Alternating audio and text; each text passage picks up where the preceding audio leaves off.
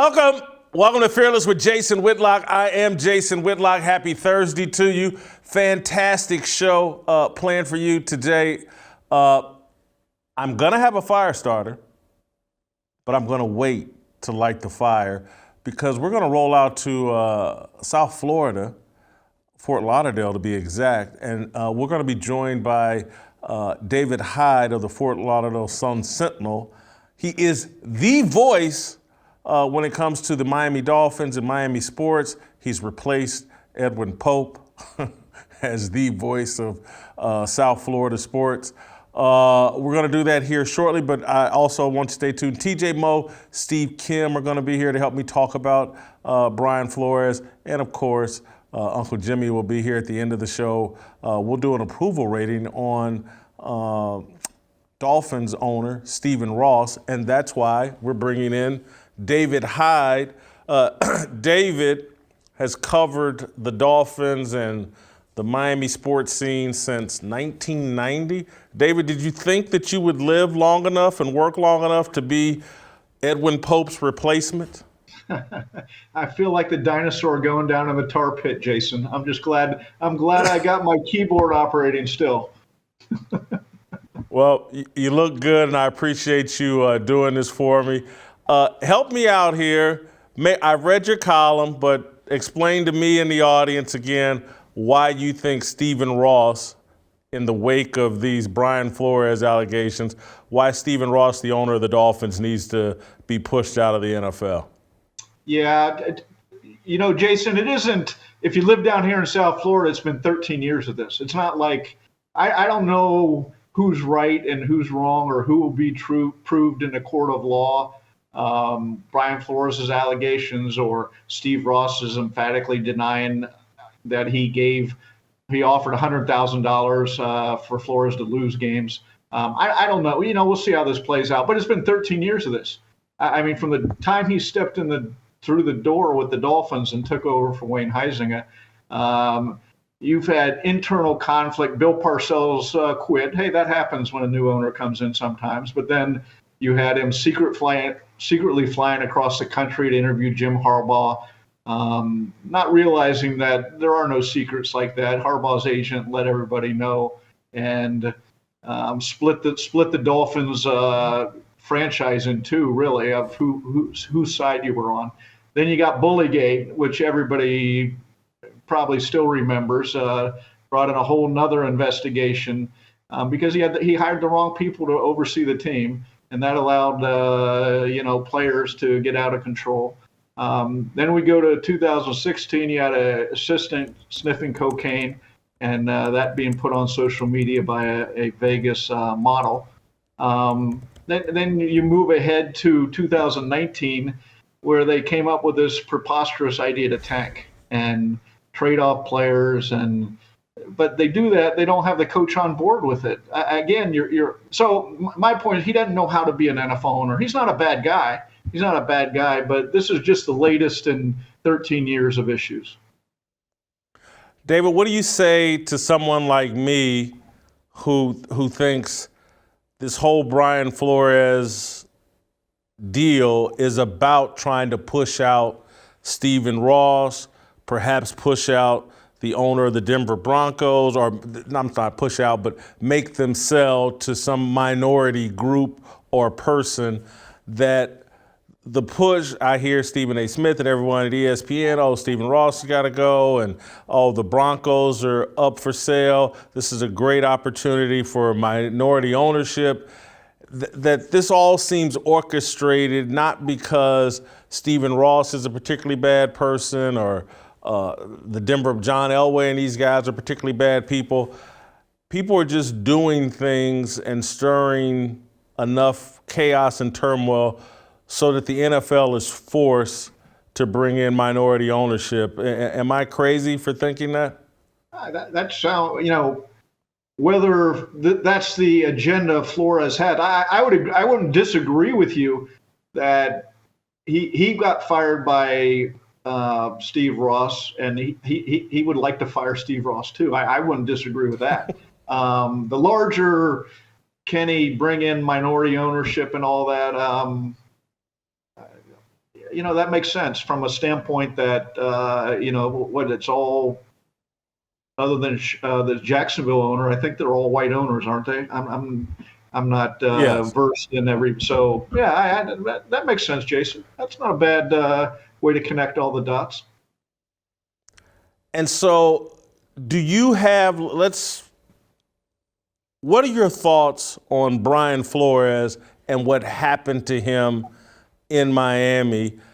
I'm not that sympathetic. They have a black general manager. I don't think he's a victim of some racist plot in Miami. He didn't seem like he could get along with the black general manager, and didn't seem, whatever, the ownership clearly wanted to lose games early, and whether they offered him money or not, that's not uncommon for teams to go into rebuild mode and try to tell the coach, hey man, don't worry about your one-loss record. We got a plan here.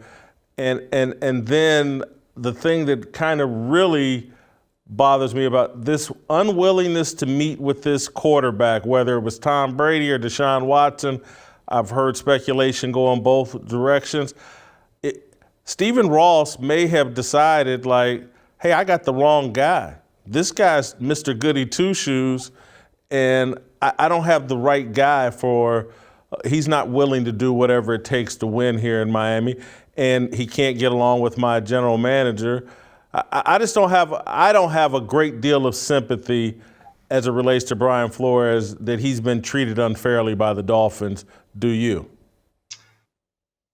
Well, let's start here. Steve Ross runs probably the most progressive, as far as hiring, franchise in sports history.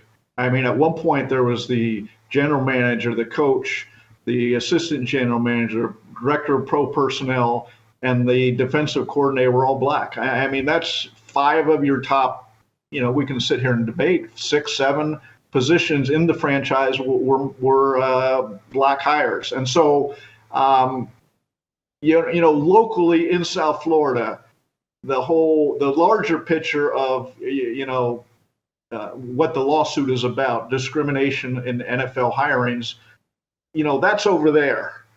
For us locally, the issue is Steve Ross, once again, hiring the wrong people he's not on the same page with, not understanding how to be an owner. And so, look, Brian Flores was a tough guy, rough edges, 4 practices into his first year of training camp. He fires his offensive line coach.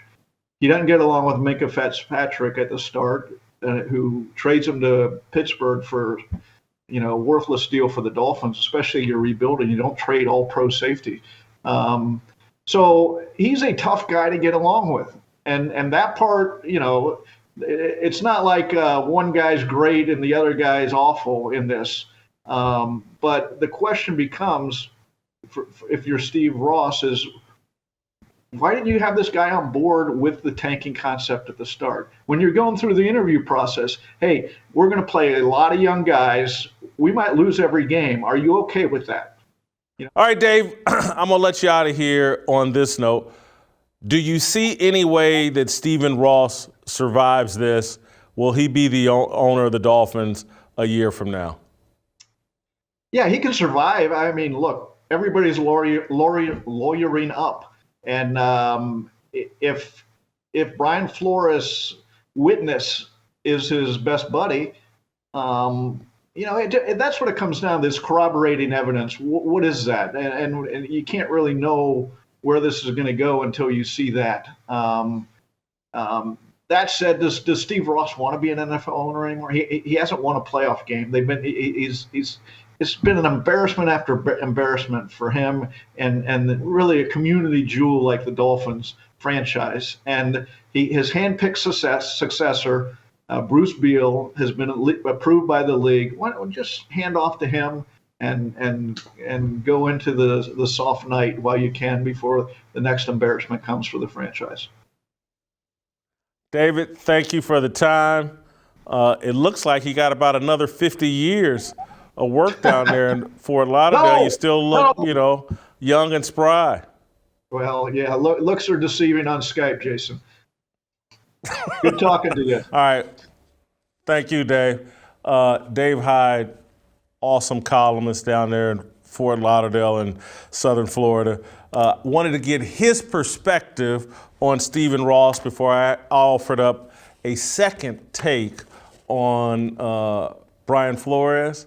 And so I'm going to tell you about my friends at CB Distillery, and then we'll come in and I'll start a fire on Brian Flores and engage with Steve Kim and TJ Moore about that. But CB Distillery, does CBD work? Over 90% of doctors said their patients have used CBD to treat a health condition. That speaks volumes about how safe and effective CBD can be. And your new headquarters for CBD products is cbdistillery.com. With over 2 million customers, they are the source that I trust. Some benefits of using CBD are it helps the body recover after physical activity, it improves the quality of your sleep, and it can also provide you with a little peace and calm during your busy day. If you haven't discovered the power of CBD and you're missing out, go to cbdistillery.com. You can order online with no prescription required and enter FEARLESS for 20% off. Again, enter FEARLESS for 20% off at cbdistillery.com. Not available in Idaho, Iowa, and South Dakota. That's cbdistillery.com.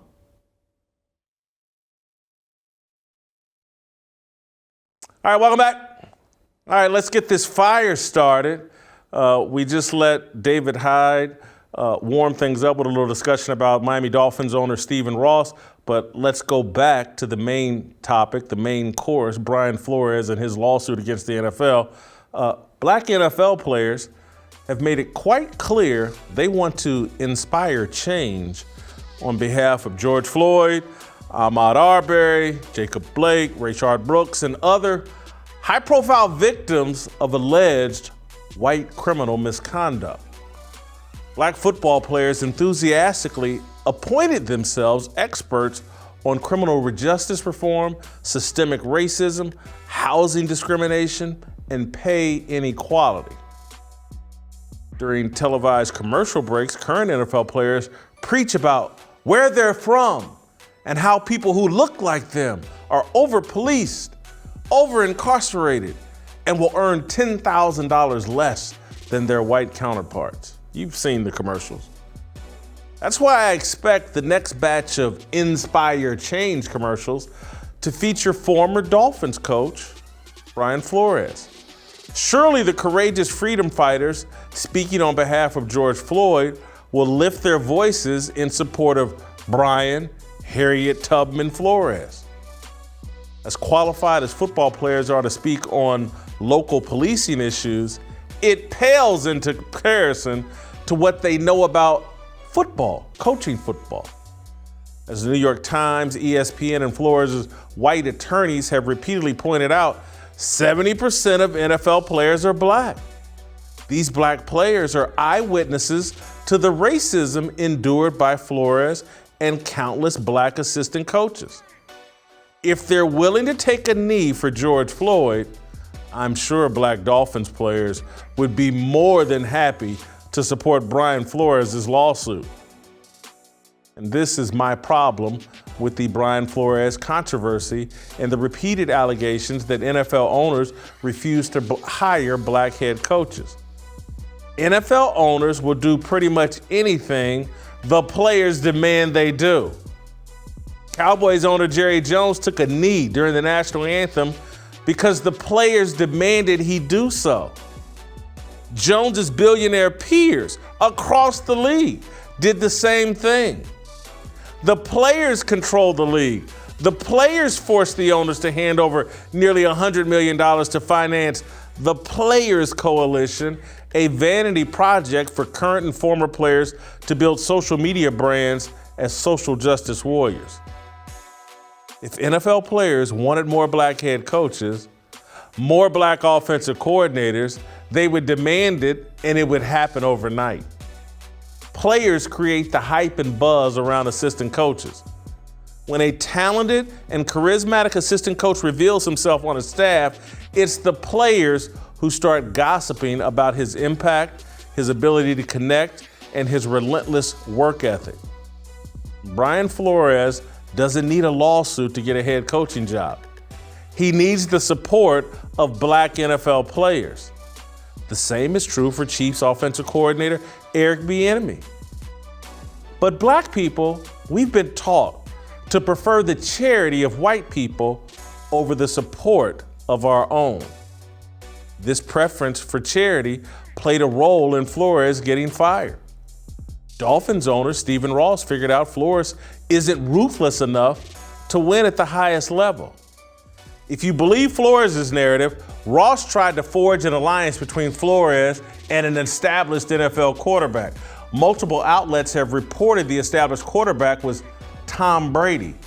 Ross is a Michigan grad and one of the school's top boosters. Ross has known Brady for years. Flores refused the meeting because it would violate the NFL's tampering policy. Flores' refusal violated common sense. Flores reportedly did not like Miami quarterback Tua Tagovailoa. Ross was offering Flores a solution, a path to a proven franchise quarterback, the GOAT. Ross was trying to put his head coach in position to win immediately. That wasn't racism. Ross was bending the rules to favor his black head coach, proving again that no good deed goes unpunished. That's the lesson that Stephen Ross is going to learn here and is in the process of learning. This guy has bent over backwards with all these inspired change initiatives. He's the most progressive, as you just heard David Hyde talk about, the most progressive NFL owner probably there is. And he's the guy that got sold out by Brian Flores and is basically being called racist for his handling of Brian Flores, all because allegedly, according to the snitch here, Harriet Tubman Flores, he offered him some money. Look, man, take these L's. Don't worry about them. I'm going to give you some cash. Oh, and by the way, hey, meet with Tom Brady. I'm going to try to get you a quarterback so you can win right away, the way the Tampa Bay Buccaneers just won with Tom Brady. Brian Flores wasn't on board with any of that. I don't blame Stephen Ross for saying this guy ain't got a pair big enough between his legs to win at the highest level. This is Mr. Goody Two-Shoes. I'm not down with it. People can't get along with him. He's angry all the time. Black general manager. I got the blackest staff in the history of the NFL. He can't get along with these guys. Brian Flores has identity issues. Brian Flores is beating himself up because he married Becky Shabazz instead of Betty Shabazz. I don't have a problem with it. I'm not racist. I certainly don't have a problem with a black man dating a white woman. Check my receipts. But I damn sure ain't gonna be running around with a guilty conscience trying to prove I'm Malcolm X because I'm not comfortable with who I decided to marry. And this little Mr. Goody Two-Shoes, oh no, I'm not gonna meet with Tom Brady. Oh, he offered me $100,000 to take these L's. I have too much integrity for all that. You're not an NFL head coach. I don't know any NFL head coaches that if the owner is like, man, I'm friends with Tom Brady, he's going to come meet us over here on this yacht. I'm trying to make this happen for you and me and the Miami Dolphins. I don't know no coaches. Oh, God, no, not me. I'm too proper for that. That ain't my head football coach. That's somebody whose pair ain't big enough for the job. All right, I ranted about this all yesterday. Today I made a commitment to bring in other voices. We started with David Hyde. Now let's bring in the Korean Cosell, Steve Kim. Cosell.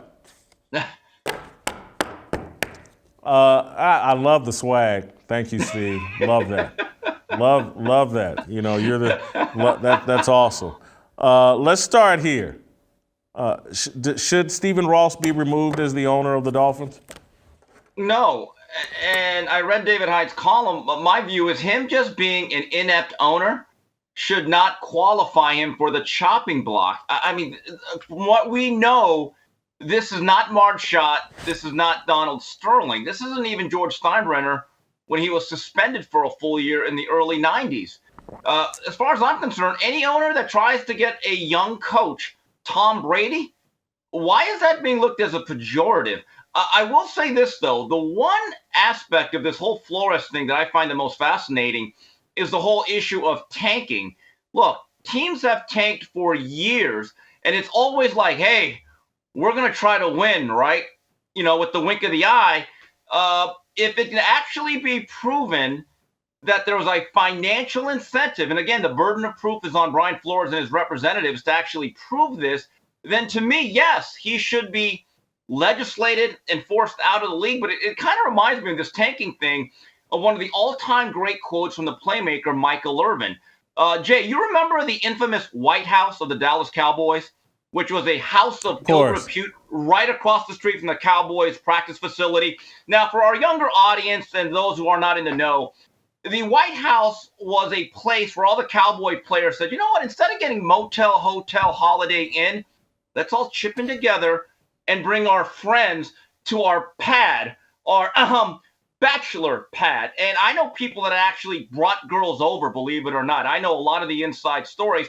And when they were finally caught, Michael Irvin said something that should be hung up in a museum. He said, man, you know, I look back at the White House and we tried to do the wrong thing the right way.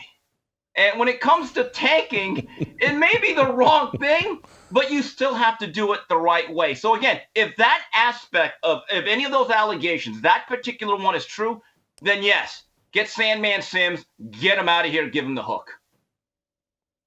All right, so to me, based off the way ESPN is talking about this and other people in the media, it's clear as day the goal is we got to get minority ownership, either in Denver or in Miami. And I want to know if this is what cracks me up. This is what the elites consider black progress. These type that somehow if black people pulled their money and bought the Miami Dolphins, that's going to push black people and the black community ahead. This is some great endeavor that the elites are trying to put together. Man, the Miami Dolphins are owned by black people. Watch out, America. It's over. White supremacy is dead. Jason, these franchises now run for over $2 million. So basically, if you put together a consortium, $2 billion. $2 billion, not million, but billions and beyond, especially with that new stadium that Stephen Ross has put a lot of money into renovating, Hard Rock. Here's the issue. If you have a group of black businessmen in the elite who put together enough money, you're basically talking about a same group of elite people that live in the gated communities that look down upon the peasants. That's the reality. And this whole conversation this morning, as I was preparing for the show, it actually reminded me, Jason, the one time I was able to meet Jim Brown, the great Jim Brown. This was all the way back in the fall of 2001, believe it or not. I was actually able to go up to his house as a group that included Bernard Hopkins. Hopkins was being honored as the Fighter of the Year from the World Boxing Hall of Fame out here in Los Angeles when that was still a thing. I was actually very close to Bernard in his camp. The day after the ceremonies, they said, Steve, if your Sunday is free, we'd like you to come up here. We're going to meet Jim Brown. So you get into this place, and Jim Brown at that age is still one of the most intimidating individuals I've ever met. There's a certain presence about him. Very polite individual, though. He comes around to every person, shakes their hands, asks their name. And Jason, I'll never forget this exchange we had, me and Jim, or Mr. Brown. He said, hello, sir, what's your name? And I said, I'm Steve Kim. And he goes, Kim, and he's with his friend. And he goes, you're Korean, right? And I said, yes, sir. And he looks right in front of me to his friend. He goes, these Koreans, they get it. See, they own their communities. They have the Koreatowns all over. They pool their money together. What are we doing? And so here I thought, all right, I'm going to ask the right thing. Well, Mr. Brown, do you think there's been enough progress in getting coaches in the NFL? And he goes, he scoffs at me and he goes, son, coaches are replaceable. It's very symbolic. We've done enough symbolic things. We have enough symbols. He goes, coaches get fired every year. You know what I want? He goes, give me every agent then we could talk about progress. And then he went on to the next guy. That has never left me. It's my one conversation that I had with Jim Brown before him and Bernard Hopkins basically took the floor. Here's the issue. Let's say you get black ownership. Say you get two of them in Denver and Miami.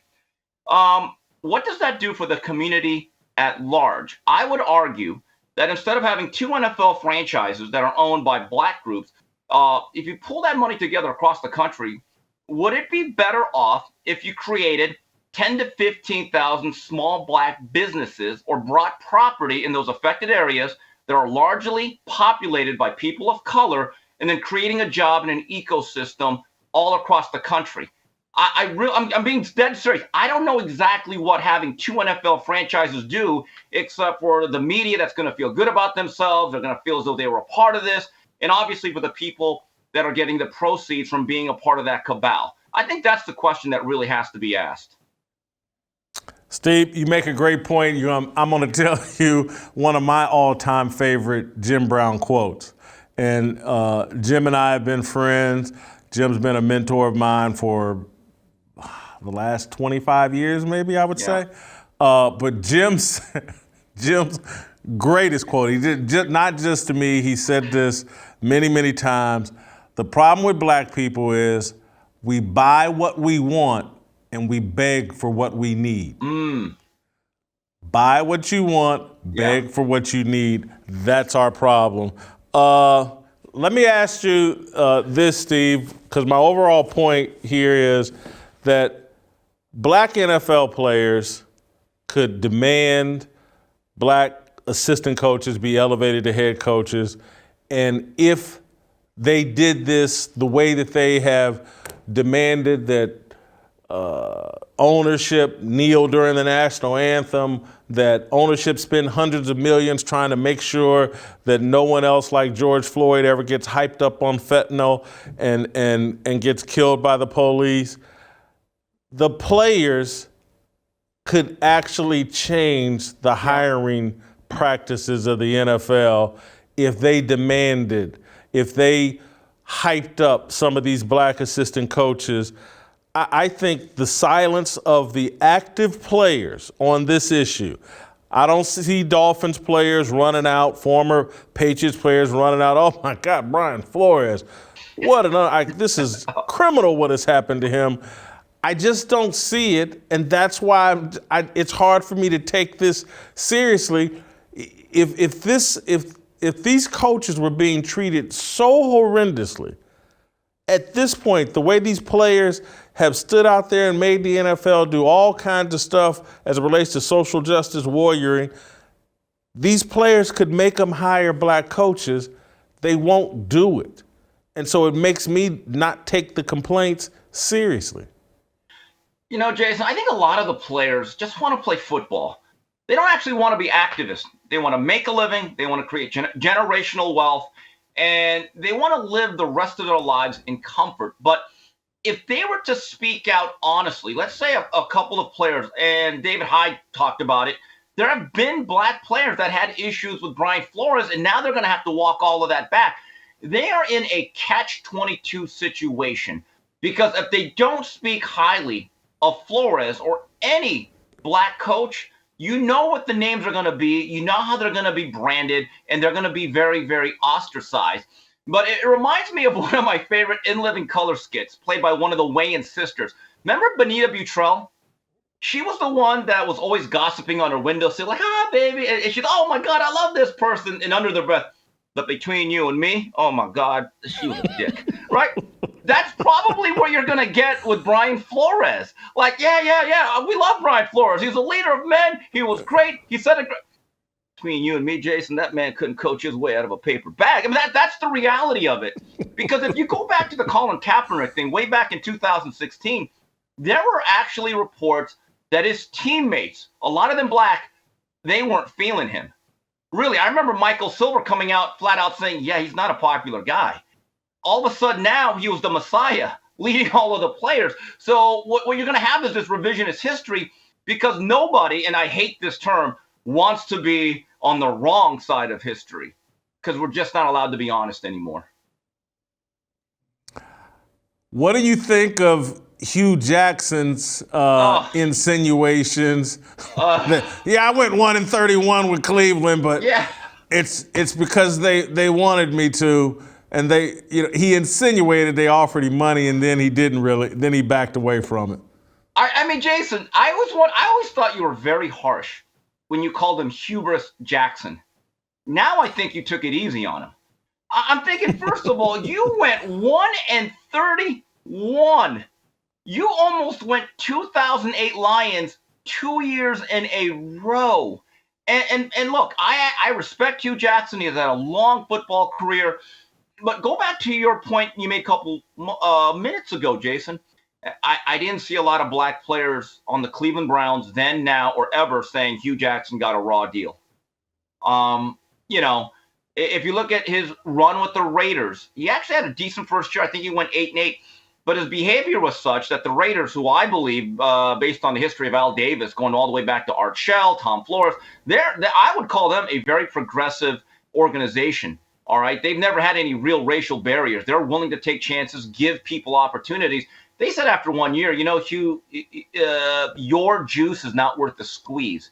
And I'm just like, Hugh, maybe there are other coaches, maybe a Jim Caldwell, if he had some complaints, because Jim's actually been a pretty good coach. Anyone that could take Detroit to the playoffs more than once, pretty good by me, had a really good run in Indianapolis, that would have some credibility. Hue Jackson at 1-31. Jason, let me just say one thing. We've all had ups and downs in our career. Last thing I would do as an NFL career is to dredge up any run where I won one game in 2 seasons in the National Football League. That truly is hubris. And let me be clear, I personally like Hue Jackson. Met him when I was at Fox Sports, worked with him, consider myself friendly with him now. I don't like him hopping on this thing and saying that, my 1-31 record is because that's what they wanted to happen. And I do think the Browns probably did want to lose and acquire high draft picks, and they had some plan, but it's just not the thing you say at this time, Hugh. I would let it ride, let it go, but But Jason, coaches love cameras. They love being in the headlines and the news cycle. In defense of Hugh, you're on the Browns. They're just kind of bad. I mean, that right there is a handicap. It reminded me of that old line from Chris Rock when he talked about 6 Feet and Roy when one of them got eaten by the tiger. And they said that tiger didn't go crazy. That tiger went tiger. Well, maybe that was just the Browns going Browns. That's a bad organization. That's kind of a tough job, right? Maybe the Browns really weren't tanking. They were just being the Browns. I'll let you out of here on this one. I want to bring up one other name.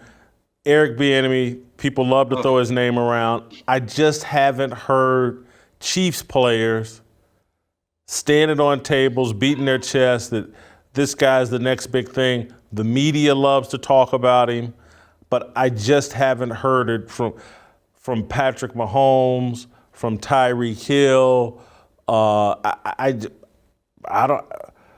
Jared McKinnon. I just haven't heard it from the Chiefs players. Travis Kelce, that, oh my God, it's a crime that this guy's not a head coach somewhere.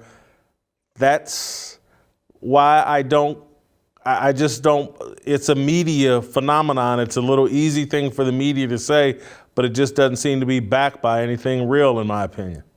Right. Sometimes it's not about what you say, it's about what you don't. And here, as it relates to Eric Bieniemy getting endorsements from offensive players on the Kansas City Chiefs, it's interesting. Like, no one is actually standing up, pounding the table, saying this guy's an offensive genius. Look, I've always been suspicious of supposed offensive coordinators who are boy geniuses, whether it's Adam Gase, go all the way back to Paul Hackett, who have these all-time great quarterbacks. And then they're expected to lead another offense. And I'm like, yeah, they were much smarter with Joe Montana or Peyton Manning. Obviously Adam Gase got some jobs he probably didn't deserve. And my view is this. Maybe it is Eric Bieniemy's offense, or maybe he has come up with some concepts. My view is this: without Patrick Mahomes, every football coach's IQ probably goes down about 50 points. It kind of reminded me of when Luke Walton, I was a Laker fan even 5-6 years ago. I remember when Luke Walton had a nice career with the Lakers, very good role player, won a couple of championships with the Golden State Warriors as an assistant. And I remember all my friends getting excited. Oh, we got Luke Walton as our head coach. And I said, Mr. Pessimism has a question here. Is he also bringing Curry and Klay Thompson? And it was a disaster. Players matter. But also the other thing, you brought it up yesterday. I am all about second, third, fourth, and fifth chances. But if you delve into Eric Bieniemy's past, it's not exactly clean, and that could be an issue. And Jason, one last thing here about this gear. First of all, it is very comfortable. I suggest everyone gets it. There was a couple of weeks here, I thought some of the train pirates were wearing my stuff around the streets of LA. I was very relieved to get this, though. It's very comfortable. Plan to sleep in it tonight, by the way. I appreciate you repping the Fearless Army. Good job. We're going to keep it moving. TJ Moe's going to be next, but before I do that, I want to tell you about the Z-Stack, our daily fight against COVID and my daily pursuit of getting in great shape and staying healthy has led me to our friends over at Z-Stack. Z-Stack was formulated by Dr. Vladimir Zelenko, the world-renowned doctor that President Trump credited with his successful early treatment protocol and his decision to take hydroxychloroquine. Z-Stack is a specifically formulated immune-boosting supplement that includes zinc, vitamin C, and vitamin D. Z-Stack is cultured, GMP certified, and produced right here in the good old USA. Now is the time for you to start taking back control of your health and the health of your family. Go to zstacklife.com/fearless right now. Enter the promo code FEARLESS to get 5% off your first order. That's zstacklife.com/fearless. I can personally vouch for the Z-Stack. I can personally vouch for Dr. Zelenko. He has been a great assist to me when I had Omicron a couple of weeks ago. The Z-Stack, Dr. Zelenko, has helped me tremendously, and it can help you. Go to zstacklife.com/fearless or use the promo code FEARLESS. Hop on board with the Z-Stack today. All right, welcome back. We're going to roll out to the Show Me State, St. Louis, and bring in former Mizzou wide receiver, TJ Moe, the White Shadow, as I like to call him. TJ, I'm going to start here. The Rooney Rule. Do you think this helps black coaches or hurts black coaches? Well, it certainly doesn't help them. I don't know that it hurts them. I think it's embarrassing to some degree. It's similar to me to what we're seeing with Joe Biden in the Supreme Court. He said, we're going to put a black woman on the Supreme Court, which got rid of 94% of the population. So you look and say, how then can I, as someone who is observing the situation, know that this is the very best person for the job? Now, it's a little bit different because this is not a mandate that you will hire a black coach. But the fact that you're even in the room in a situation that Brian Flores had to be is a bit embarrassing. He was so embarrassed that he filed a lawsuit. And so if I were one of these coaches that knew that I was the guy that had to meet the Rooney Rule, I'd be incredibly embarrassed, because in order to get there in the first place, you have to be incredibly qualified. And you should not be talking to someone who's not interested in your services, because for you to be a coach that should be in contention for a head coaching job in the NFL, you're unbelievably qualified to begin with. So the proof of my statement that it's not working at all is actually a study by the University of Indiana. There was an economist, Todd Walker, two other researchers with him, came out and they wanted to look and see, is there any racial disparity in what we're seeing in coaching practices in the NFL? So they looked between 1970 and 2008, and they studied all the offensive and defensive coordinators. And what they wanted to see was, what are the most important factors, and does race play inside of those factors. What they found was that there was essentially no difference in the consideration of race in hiring before or after the Rooney Rule. And they basically found that racial discrimination, if it played a role at all, was nearly zero, and that it was based almost entirely on age. They tend to hire younger coaches because they think if they can get them young and they perform, they can have them for a long time, have stability like we've seen with the Patriots and Belichick. And part of their methodology is they wanted to see performance, and that's easy to quantify in the NFL. Offensive coordinator, how many points per game did you have? Defensive coordinator, how many points per game did you allow? So they put these things all together and basically found that racial discrimination in hiring and head coach in the NFL largely does not exist and has not been affected at all by the Rooney Rule. So hold on. The study says that they're not making the decisions on race, and that the Rooney Rule hasn't made it more likely for a black guy to be named head coach. That is correct. And what's interesting is you'd say, okay, the Rooney Rule, Rooney coming from the owner of the Steelers, he even admitted that the Rooney Rule had nothing to do with hiring Mike Tomlin, who eventually won him a Super Bowl, because they had already met their quota with interviewing Ron Rivera earlier that year. And so when you find a qualified black candidate, you hire him, as you should, because if you can get your hands on Mike Tomlin, you do that. If you can get your hands on Tony Dungy, you do that. I would still today go get Lovie Smith. I think you do that. I mean, there are qualified black coaches out there. I think you're doing a serious disservice trying to put someone who's perhaps not qualified in a room early on. Think about this. If you're not ready, a 22-year-old Jason Whitlock ended up being very talented, got to the Kansas City Star, eventually has his own show on Fox and on Blaze TV. But if at 22 years old, you had to interview for a job for your own show for Fearless in front of the Blaze TV executives, you'd have tanked. And that would have largely torpedoed your chances in the future. When you're not qualified and ready to be in the position for the interview, are you not doing more damage by going out there and showing people that you're unprepared and not ready yet, instead of giving it time to be more qualified, be prepared, and then perform the interview when you are ready? Yeah, I think the Rooney Rule was based on a bad assumption that, like, well, NFL owners, they're just not talking to all these hyper-qualified black candidates, and so we're going to force them to talk to them.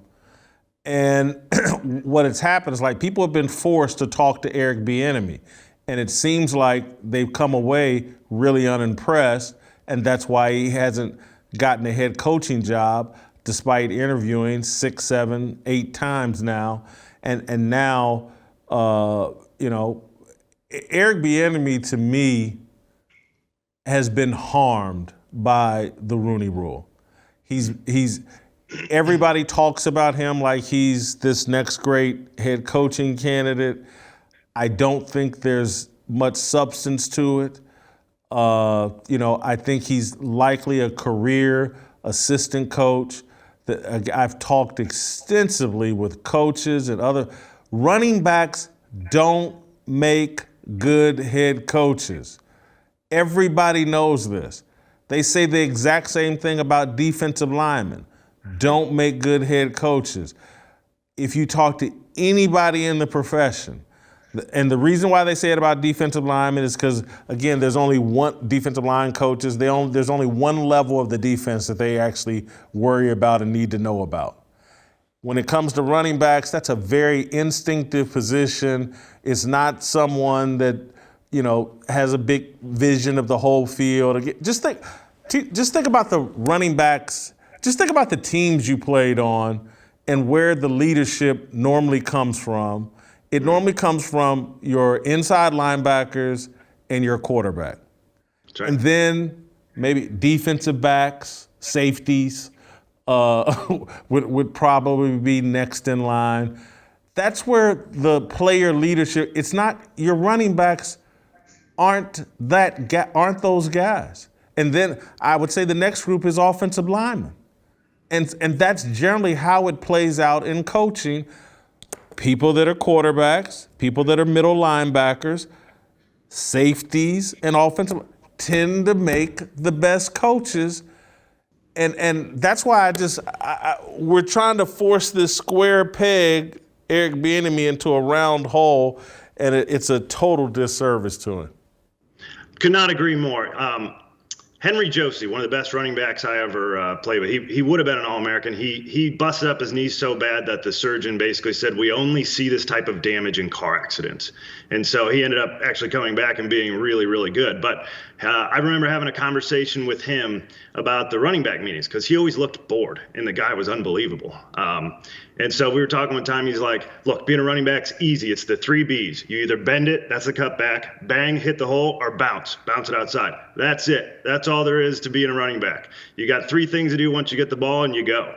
And so it's a pretty simplistic view of the world, and that dude was, should have been an All-American. And so just to back up your point, and just in general, being a coach is difficult, right? It's like, I don't know. Think about the guys you played with at Ball State, the guys that I played with at Mizzou. I played with some smart guys. Most of us were idiots when it came to football strategy. We were at wide receiver. We were either fast, not me, could jump high, not me, or could get open in a small space, me. That's about it. We had a very particular set of skills that could work in the offense, and so we were useful. If you asked us to draw up a play, we sucked. We were not qualified to do that. And the people that were qualified to do that were the Madden nerds who sat there and created their own playbooks. I remember it's funny you brought up defensive end. My college roommate, Braden Burnett, was defensive end, and he was really smart and could be, if he was not running his own business down in Dallas, Texas right now, a head coach somewhere. He was brilliant. But he played defensive end. He was unbelievably bored all the time because it's like C-gap. That's what I got. C-gap. I'm going to run upfield and hold this guy's outside shoulder. C-gap. And that's all. And you sit in the same 2-hour meeting that Blaine Gabbert did in the quarterbacks, so you don't have a whole lot to learn. So I just think most guys, and this is why I don't buy into the argument that 70% of the NFL is black players and therefore you should have more head coaches. Why? What about playing the game in the NFL makes you a qualified head coach? What about playing the game? I mean, playing the game, Sean McVay was a wide receiver at Miami, Ohio. He's one of the best young head coaches in the NFL. I don't even know if Belichick played. He seems to be more into rugby than he is the NFL a lot of times. And so some of the brightest minds are guys that didn't play at a high level. And sometimes that's a good thing because you have to, if Randy Moss is actually very smart. This is one thing that all the guys still in New England talk about how smart he was. But in general, Randy Moss did not have to think the game nearly as much as I did to get open. Randy Moss would run as fast as he can down the left sideline, and he would catch a fade. Not a whole lot of thought going into that. I had to make 17 moves and then sit down in the soft spot of the defense to get 4 yards. There's a little more strategy that goes into it, the less good you are at something. Talent, and that's where I think your narrative about, 70% of the NFL players are black. Well, that also means 70%, they're the most talented people playing the game of football. And take Bill Belichick. I think he played small college center somewhere, Oberlin, or I can't remember the name of the college, but I think he was. The less talented you are, the more thought you actually have to put into the game. And so the guys who are, generally speaking, good enough to make it to the NFL are so super talented is they didn't get there because, oh my God, they outthought everybody. They got there because, they were gifted by God and kissed with incredible talent, and they had a work ethic. But again, the guys in the NFL, to me, a lot of times aren't the best candidates. It's like Sean Payton, didn't he maybe have a tiny, tiny cup of coffee in the NFL? But he was, he was a decent college quarterback. He wasn't some super talented guy. Obviously, Dick Vermeil, any of these coaches I just think about, most of them weren't super talented people. And I'm telling you, the more talented you are, the less you have to actually think about the game. Anyway, I want to play this clip from Ryan Clark about how all these NFL players, all we are is commodities. And I wanted to get your take on Ryan Clark's take about being a commodity. We don't work with them. We work for them. We are commodities that can be replaced, commodities that can be sold, commodities that can be traded. And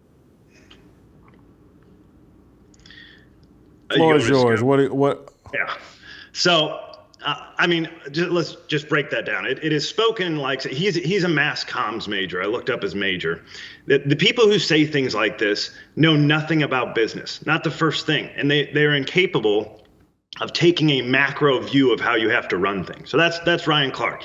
He was studying to be where he is now, mass communications, which is great. But then, talk about the game, perhaps not the business side of it, because you're not qualified to talk about that side of it. Even good business people don't get this all the time, but at least if you took some business classes and you understand how things work, you might have an idea. Break it down. Players can be replaced. And Jason, if I stop being interesting to you, you're going to replace me because the show needs to be good enough to stay on the air. And if you put a bunch of people who aren't interesting, people are going to stop watching and you're going to lose your job and the show will cease to exist. That would be bad for everyone. Of course, players can be replaced. Players can be sold. I don't think players can be sold. I guess in soccer you can buy a contract perhaps, but even that I think would be considered a trade. And he said, well, players can be traded. Yes, based on the mutually agreed upon contract that you signed, likely for millions of dollars. And so later on in that, he talked about, it's a plantation mentality. You just get paid a little bit more. How about 20 times the median income of the average American? Average American makes about $35,000 a year. The lowest paid on an NFL roster coming up in 2022 will make over $700,000. They're not getting paid a little bit. And also, you aren't born into, he wants to talk about slavery and plantations. You were born as a slave, and when someone sold you, you weren't the one that got paid. When you sell your services, you're the one that actually gets paid.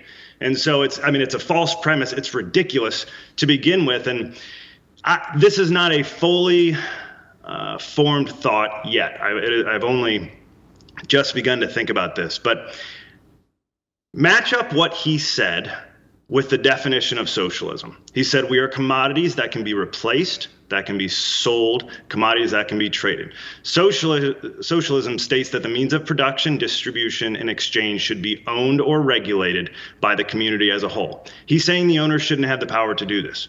So what he's lobbying for is a form of socialism, and it kind of plays into what you talk about with trying to take over ownership. I wonder if they're taking it a step further. They don't want owners to exist. We're already seeing this in the NBA. It's the board of governors. There are no owners. Nobody owns us. And they play this as some righteous thing. I wonder if down the road here with basically no business acumen or IQ, they want the players to take over, for there to be absolutely no ownership whatsoever, and for them to have a piece of everything that's going on because they have such a gross misunderstanding of their value. NFL players are replaceable. Tom Brady is the greatest to ever do it.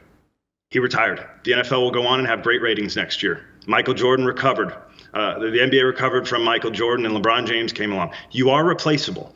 It is the platform that has the worth. It is not the product. The NFL, you have tried to come up with other platforms over the years. The USFL, the CFL they've tried, the different leagues. They can't do it. Even with good players in those leagues, they can't do it. It is the platform that has all of the value. So the NFL players have figured out they can't go start their own thing because they don't know anything about business. All they know is how to be good at their sport. So they need to take over the platform, which is the true value, and that's the NFL. Love your point. It highlights a point that I hear Ryan Clark and everybody wants to get on TV and talk about how racist the NFL is and ownership and the disconnect between them and the player. And then Ryan Clark opens his mouth and says things that absolutely defy logic. They don't make him or other players, regardless of color, players, it make NFL owners laugh. And experienced executives laugh. This guy doesn't know what the hell he's talking about, but he wants us to turn the league over to players who think like him. Mm-hmm. And it's great that he was on some NFLPA deal and sat in some meetings. That doesn't mean that you understood by any stretch of the imagination of what was actually going on. Great, you were at the meeting. You signed up for the job. Some teammates voted you the job and the responsibility. But NFL players have been consistently getting their brains beat in at the negotiating table, particularly under this DeMaurice Smith clown. And no one wants to talk about it. And it's because their players are so uninformed, and because they make so much money, it fools them. And how else could I be making $5-10 million a year if I wasn't one of the smartest people on the planet? Well, it's because you can run a 4.5 40, and you got enough muscle behind you to tackle some guys with that speed. That's it. It's not because you're that damn smart. You're not. And I'm sorry, Ryan Clark and a lot of these guys are making fools of players, and it's why I was talking to someone yesterday about this whole thing. And they found it funny. The whole Brian Flores and the race, he goes, ain't nothing gonna change. They're gonna let these guys throw the little tantrum, and he's gonna file his lawsuit, and everybody on ESPN is gonna, they're racist and blah, blah, blah. And they're just gonna let the kids whine and cry and do their little, and then they're gonna hire exactly who the hell they wanna hire. And that's why Brian Flores, filed his lawsuit, and the story today is the Minnesota Vikings are going to hire Kevin O'Connell. Kevin O'Connell ain't black, and again, Eric Bieniemy likely not going to get a job this hiring cycle, and so it's almost like, man, this person was just saying, just let them throw their tantrums. And because the mentality of ownership is just like, man, these guys don't know what they're talking about. Just let them get on TV and say, just turn it off. Don't even listen to it. It'll all go away. Stephen A. Smith and whoever else they got on TV ranting and raving. Bill wrote, no one cares. These are people just saying and doing anything to attract some attention. Robert Griffin had a comment, I believe, on Hue Jackson. I want to get your reaction to that. Let's play the RG3 clip. Robert, your thoughts on all this discussion about the Dolphins and the Browns and losing games on purpose and all this? Yeah, we knew that there was going to be more information that came out. I just don't know if anybody expected Hue Jackson to come out today and say that he was offered money and or took money. I know there's a little uncertainty about what that was, but if he took money for losing games for years upon years, that's he went 1-31. That's a lot of money for all those losses. And I just so happened to be a player who played on that 2016 Cleveland Browns team, and I vividly remember right before we got to the regular season, they cut a slew of veterans that were going to help us win games, that knew how to be pros. And we went into that season with the most rookies, I believe, ever on the active roster in NFL history. So when you talk about the work that guys put in, if Hue Jackson was offered that, or that was the plan there in Cleveland for that year, I'm a guy that was adversely affected by that. And, it kind of throws me for a loop because I knew we were going to be talking about Brian Flores, but in this situation, we're talking about things that are impacting people's lives. Flores said he would never take that money. He would never do that because it's about the integrity of the game. And as everybody on the panel has already stated, the integrity of the game, these guys like myself, we're putting everything we possibly can into it. The weightlifting, the nutrition, the studying, and for a coach or an owner to say, you know what, we don't care about that. We don't care about your career. We care about draft picks or something else down the line is beyond disgusting and very infuriating.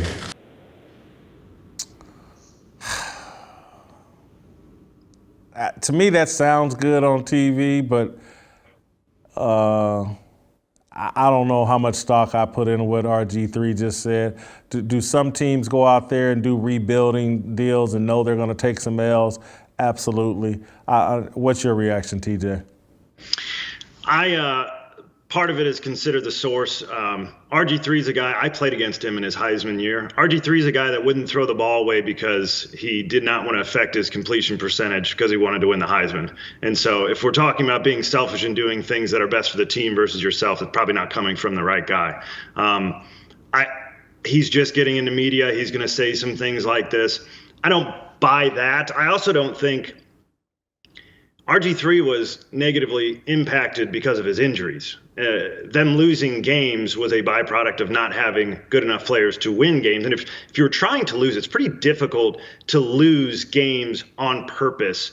without players finding out, right? If you're running the ball like crazy and you're getting 9 yards per carry and you get down to the 5-yard line and suddenly you throw 4 straight passes to a guy my size, that's pretty obvious. In general, if guys can go out there and make plays, they do.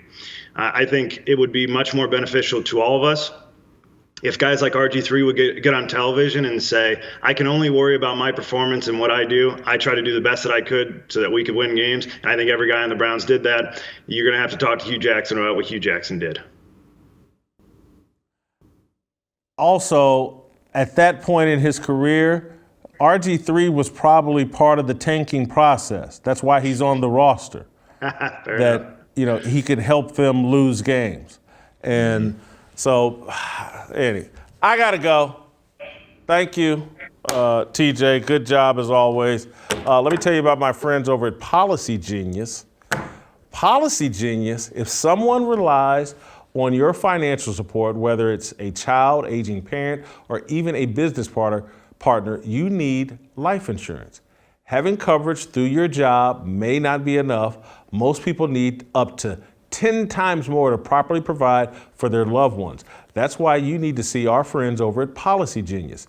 Head over to policygenius.com/fearless and answer a few questions about yourself. In minutes, you can work out how much life insurance coverage you need and compare personalized quotes to find your best price. You could save 50% or more on life insurance by comparing quotes with Policy Genius. The Policy Genius team works for you, not the insurance companies. They offer unbiased help and they advocate for you at every step of the way.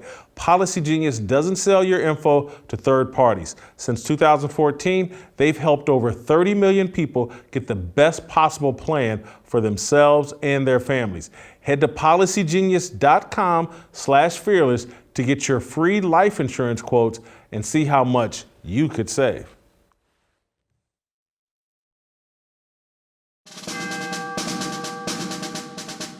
We must exist in a state of man glorious, as we are protected by the red, the white, and the blue. But remember, the mind is the key. The fearless soldier pledges to place God first and foremost in his everyday endeavors of life. We, the fearless army, are one nation under God, indivisible, with freedom and a belief in the American dream. The men bold enough to join our movement comprise what we like to call the New Dream Team. We are leaders of our families, our churches, and of this nation. We reject the seeds of division that are planted by corporate media misinformation. We affirm that all men are created equal and are endowed with inalienable rights, which are granted by our Heavenly Father. We are bound by honor to accept God's challenge, to take the flag and lead, to cherish, to protect, and to nurture the life of our unborn seed. I am a fearless soldier, so shed no tears for me. I am not a victim. I am the man that God made me to be. Amen.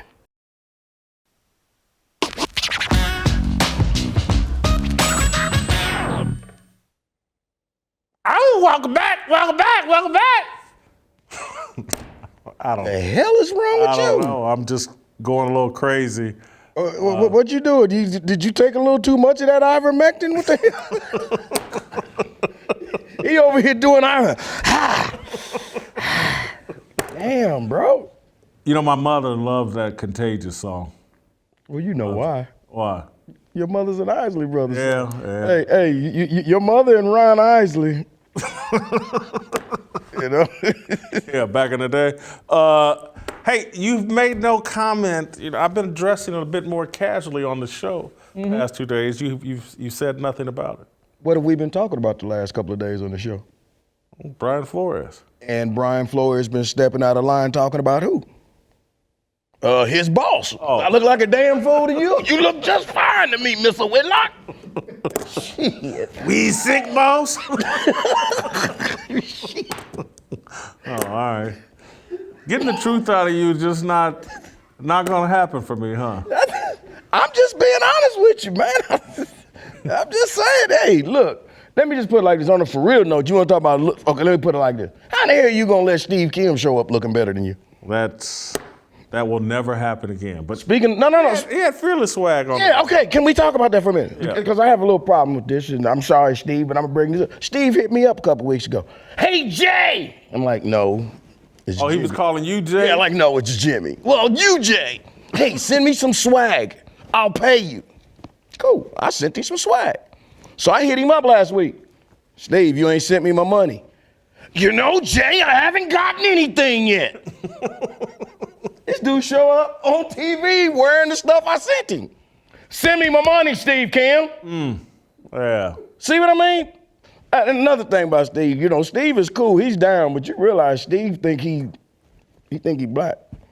Yeah, he always will toss in he's always trying to say something more pop culturally black. Steve Kim operates on KP time. KP time. Yeah. Go ahead. Color people time.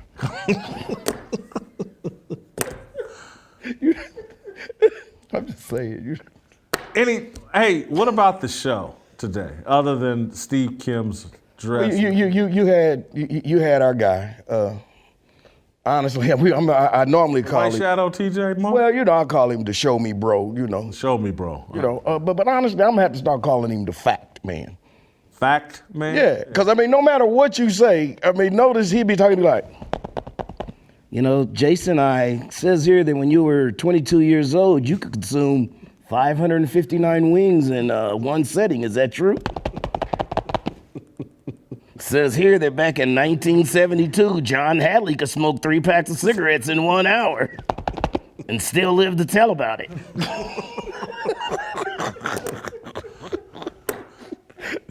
I'm just start calling you the fact man. Fact man, yeah. He's our fact checker, our resident fact checker. Not fact checker, Jason. Fact. Oh, my fault. Yeah. FACT. Okay. Not fat. I'm the fat checker. Anyway. But your boy, man. Let me hit you on your boy, honestly, because I Who's thought my boy? Ryan Clark. Oh, Ryan Clark. Oh, okay. I thought TJ's take on that, and I loved it, man, because TJ don't hold back. TJ gonna tell you how he feel, whatever. But Ryan, because all these athletes keep making these analogies about slavery and this and this. Hey, do me a favor, Ryan, and all you other athletes that want to keep throwing out this slavery analogy. Y'all do me a favor. Turn around and show me your back.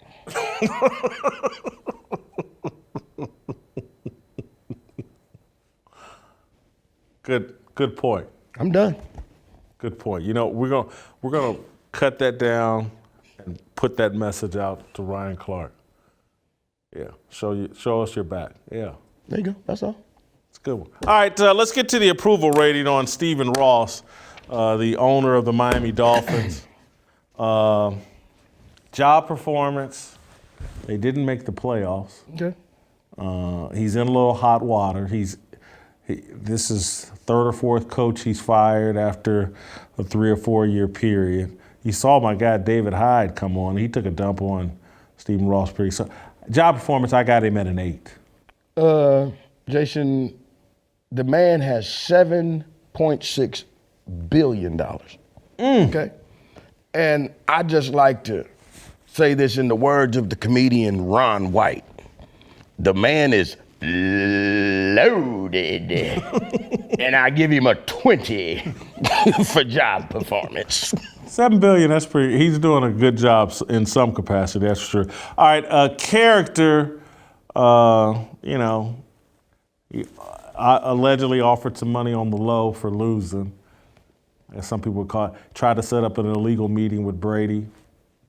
So I marked him down a few points character-wise, got him at a 16. Jason, I give him a 25. Perfect character. Tanking, he's tanking games. Look here, man, maybe not. Look, I get it, I understand. I play Madden, you know I always play Madden. I play Madden in the franchise mode. In the franchise mode, you're the owner and you're the coach. Guess what? If you plan on getting a good draft pick and making it to the Super Bowl, you got to tank and lose some games because 7-7 gets you nothing but mediocrity. So I understand, that's all I'm saying, man. They tank in Madden as well. I'm doing it right now. I'm just saying, it's what you have to do, man. That's all. I'm saying I understand. Authenticity.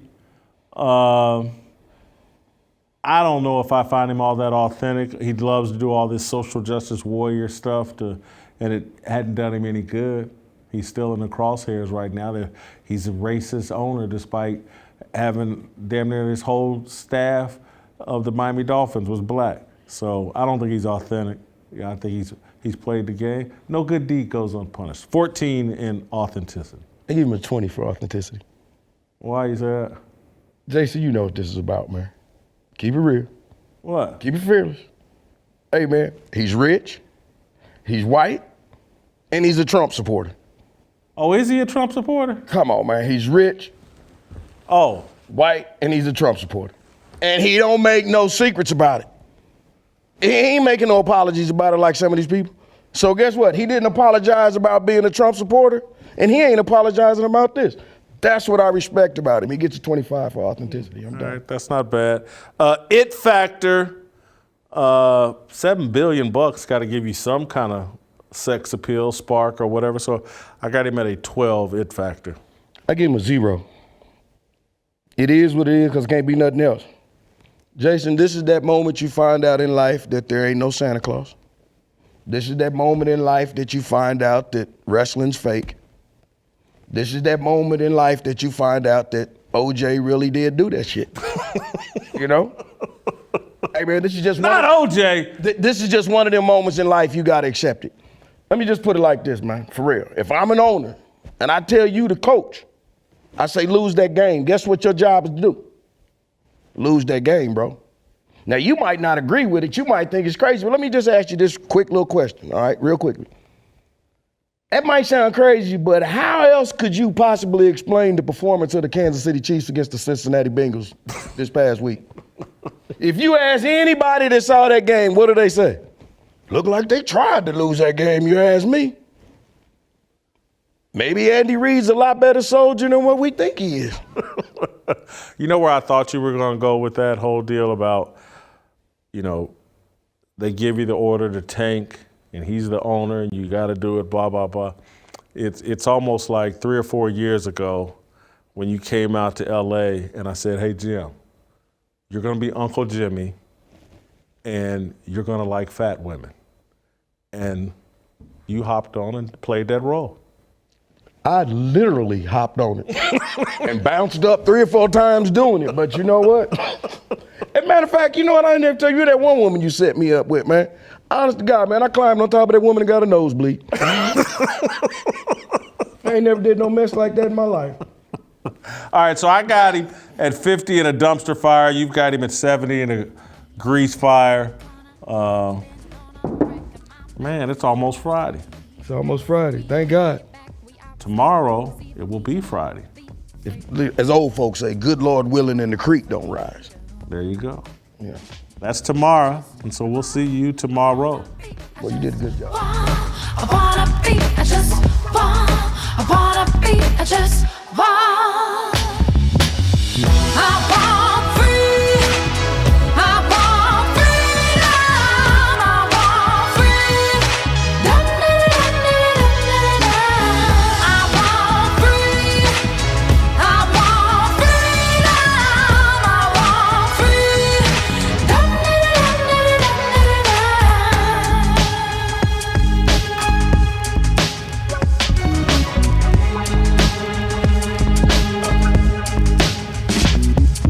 Looking for the